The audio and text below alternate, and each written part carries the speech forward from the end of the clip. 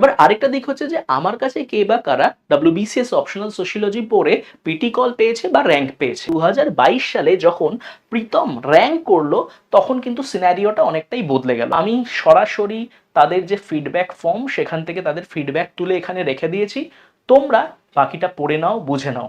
অর্থাৎ ঘরের ছেলে যেভাবে ইন্টারেস্ট সে পেয়েছিল, গাইড করেছি এবং সেই অনুযায়ী সে চলেছে, সেইভাবেই কিন্তু র্যাঙ্ক 1টা সিকিওর করা সম্ভব হয়।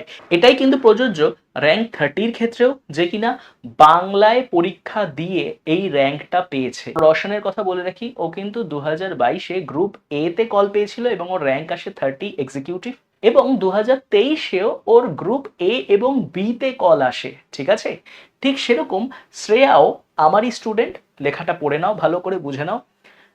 ও কল পেয়েছিল 82 র্যাঙ্ক গ্রুপ এ এর জন্য। ও কিন্তু আবার 2023 সালেও কল পেয়েছিল, আর তার সাথে র্যাঙ্ক 105।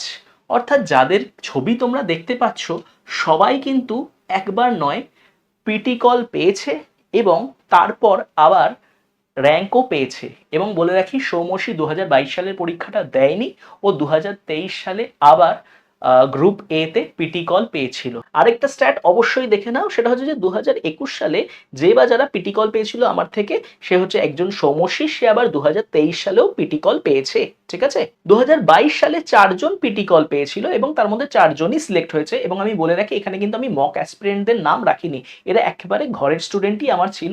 সেই 4জন হচ্ছে ওই প্রীতম মিশ্রা, রওশন হাবিব, লোকেশ এবং শ্রেয়া।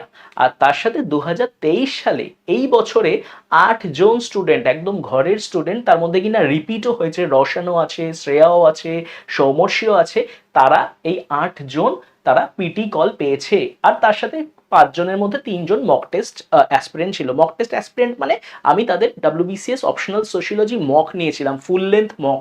সেই 5জন অ্যাপিয়ার করেছিল, 5জনের মধ্যে 3জনই কল পেয়েছে। ওকে, আমি তাহলে সবকটা স্ট্যাট, সবকটা ডিটেলই আশা করি তোমাদের সাথে শেয়ার করতে পারলাম।